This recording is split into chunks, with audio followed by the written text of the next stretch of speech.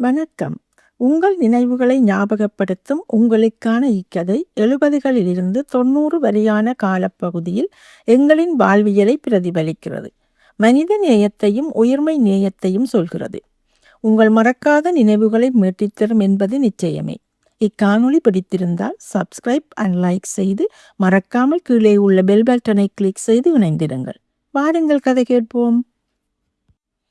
வசந்தமாய் வந்தாய். பகுதி 2.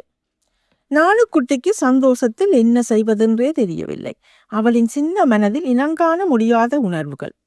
காது மடிந்த நாய்கள் என்றால் நானுவுக்கு அலாதி பிரியம். அவளது 3ஆம் வகுப்பு ஆங்கில புத்தகத்தில் ஒரு அழகான மடிந்த காதுகளுடனான நாயின் படம் இருந்தது. அது அவளுக்கு மிகவும் பிடித்திருந்தது. ஏனெனில் மடிந்த காதுகளுடைய நாயை ஒருபோதும் அவள் கண்டதில்லை. அவளின் குட்டி தலைக்குள் நிறைய கேள்விகள் எழுந்தன. எத்தனை குட்டிகள் போடும்?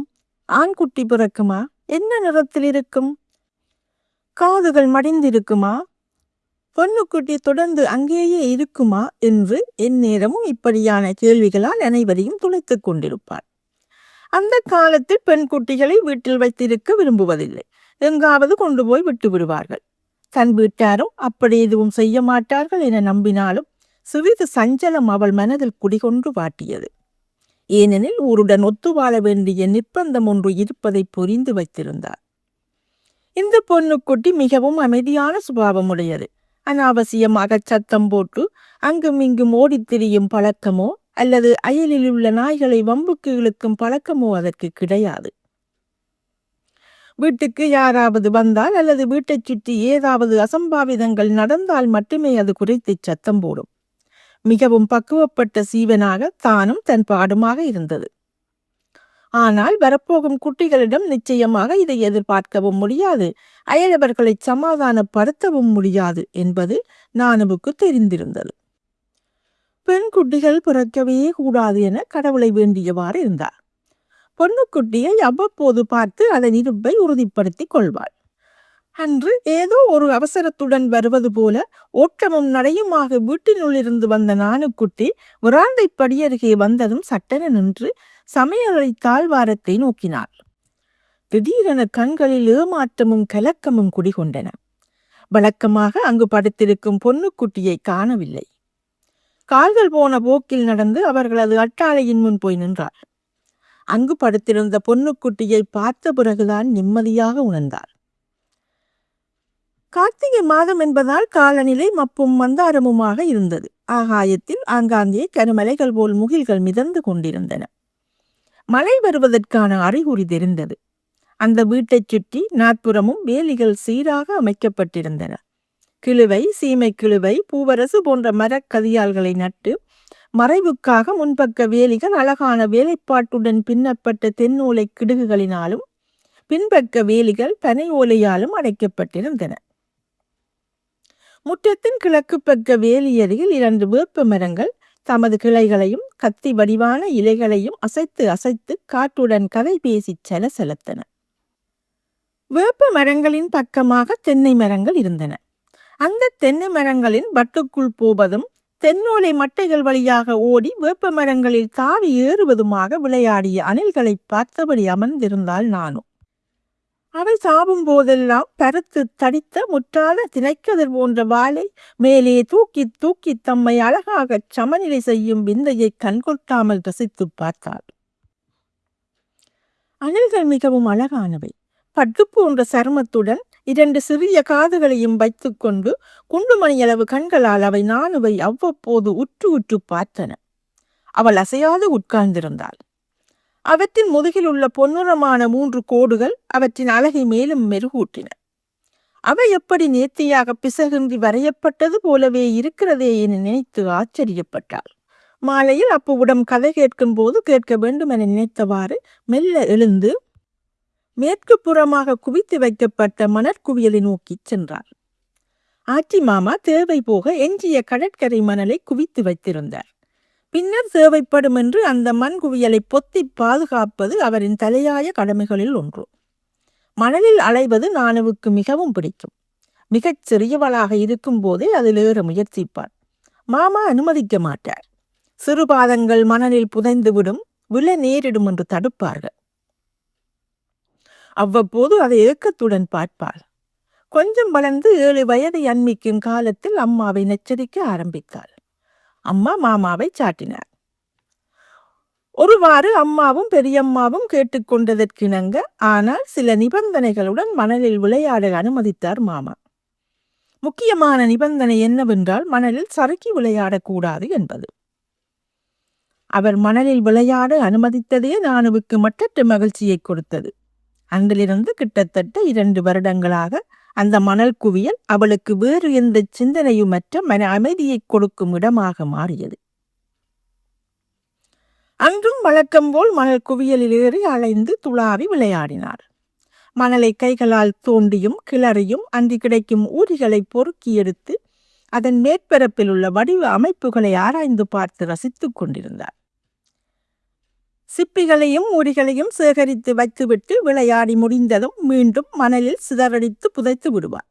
அப்பொழுதுதான் திரும்ப விளையாடும் போது தேடி எடுக்க சுவாரஸ்யமாக இருக்கும்.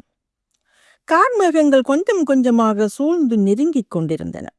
வானம் தனது கருமுகில் கூட்டத்திலிருந்து 1-2 நீர்த்துளிகளை மண்ணையும் தாவர குழந்தைகளையும் நோக்கி அனுப்பத் தொடங்கியது. மாமா எங்கிருந்தோ விரைந்து வந்தார்.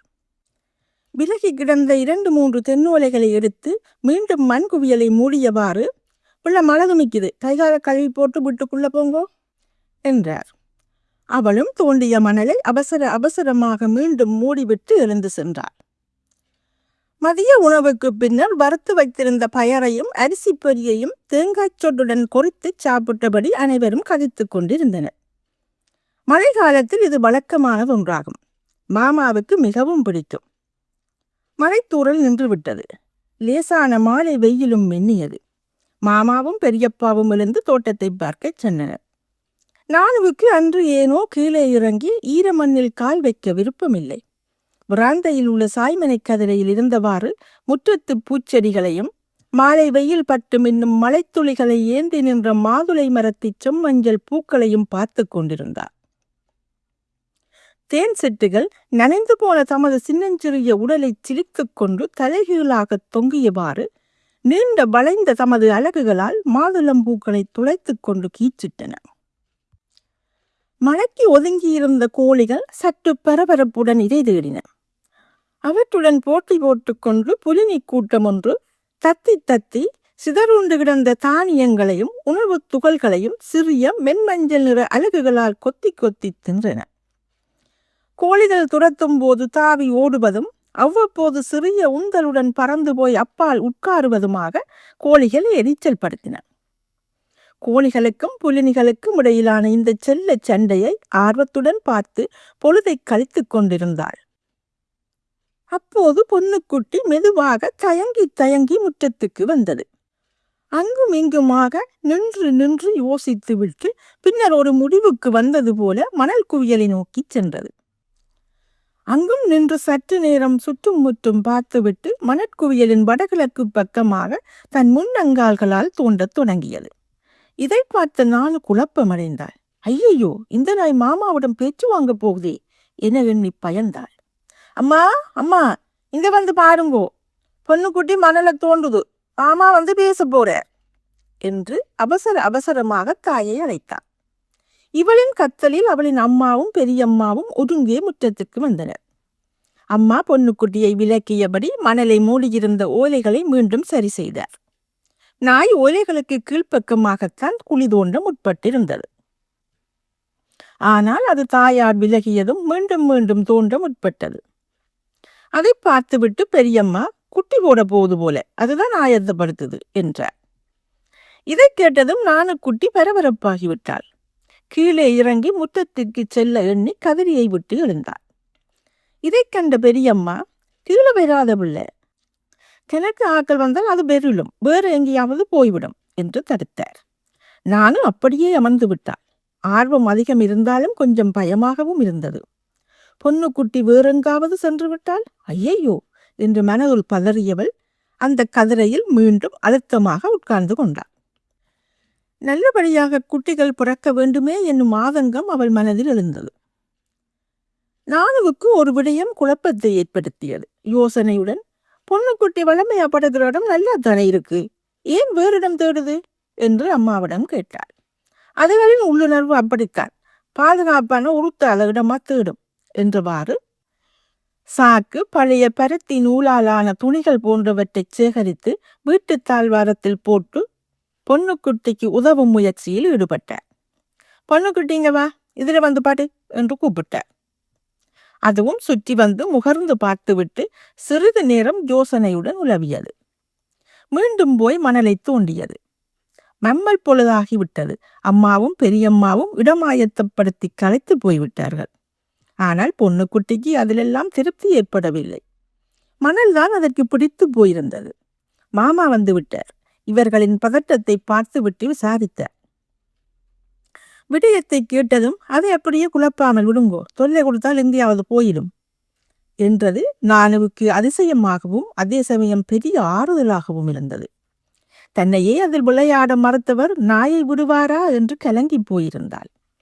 ஒருவாறு எல்லோரும் கொஞ்சம் ஆறுதல் அடைய நாயும் மணலில் தோண்டிய கிடங்கை 2-3 தடவை சுற்றிவிட்டு படுத்து கொண்டது. ஆனாலும் அவர்களுக்கு மழை வருமோ என கவலையாக இருந்தது. நானுவோ கடவுளே மழை வரக்கூடாது என மனதுக்குள் துதி பாடிய வண்ணம் இருந்தார். காரில் சூழ்ந்த பிறகும் பொண்ணுக்குட்டி தனது முடிவை மாற்றவில்லை. மாமா 2-3 தடிகளை குறுக்காக அடுக்கி அதன் மேல் சில ஓலைகளை எடுத்து பொண்ணுக்குட்டியை நேரடி மலையிலிருந்து காப்பாற்றும் வகையில் அடுக்கிவிட்டார். இரவு வெகு நேரம் ஆகிவிட்டது. மழை இருட்டு வேறு. தூக்கப் போரை அவர்களை மூடிக்கொண்டது. நானும் அவள் உறங்கத் தொடங்கும் வரை மழை பெய்யவில்லை என்ற நிம்மதியுடன் தூங்கி போனாள். அடுத்த நாள் காலை சூரியன் இன்னும் சோம்பல் முறித்து பூவுலகை பார்க்க புறப்பட்டு வரவில்லை. மாரிகால குளிரை விலக்கி தன் கதிர்களை நீட்டி மேலெழுந்து வர தாமதமாகியது. விநாயகனே வினை தீர்ப்பவனே என அருகில் உள்ள பிள்ளையார் கோவில் ஒலிபெருக்கி ஒலிக்கத் தொடங்கியிருந்தது. நேரம் சரியாக காலை 6 மணி. நாணக்குட்டிக்கு விழிப்பு வந்தது. ஆனால் எழுந்திருக்கவில்லை. பாடலை கேட்டபடி கண்களை திறக்காமல் படுத்திருந்தார். பாடல் இசையுடன் பறவைகளின் விதம் விதமான இன்னிசை குரல்களும் சேர்ந்து மனதை மயக்கின. அன்று பாடசாலை நாள் என்பதால் 6:30 மணிக்கு அம்மா அவளை எழுப்புவார் என்று அவளுக்கு தெரியும். அதனால் பரபரப்பின்றி தொடர்ந்து படுத்து சிறிது கண்ணயர்ந்தாள். ஏதோ சத்தங்கள், முனகள், அணுங்கள் போல் நாணுக்குட்டியின் காது துவாரங்களில் நுழைந்து மூளைக்கிழங்களை தொட்டன. ஏதோ கனவு காண்பதாக இருந்தார். சிறிது சிறிதாக விழிப்பு வரவே கணநேர சிந்தனையில் அவள் உடலும் மனமும் ஒருங்கே சிலிர்த்தன. படுக்கையை விட்டு துள்ளி எழுந்தாள். கதவை திறந்து கொண்டு சிட்டென பறந்து முற்றத்தை வந்தடைந்தாள்.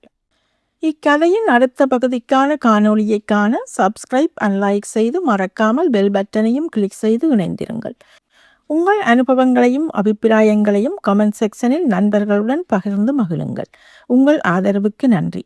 கதையின் 2வது பகுதியில் மீண்டும் சந்திப்போம். வணக்கம்.